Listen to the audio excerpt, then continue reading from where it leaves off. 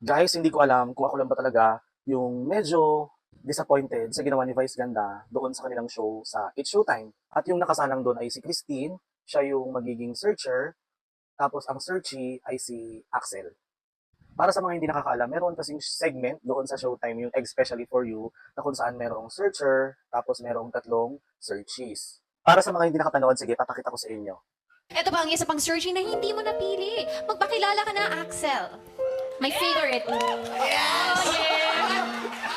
The resurrection of Cheeksers. Paano kaway, paano kaway? Yeah.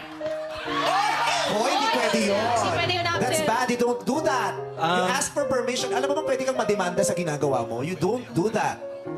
Hindi ka pwedeng nang yan nagnanakaw ng halik.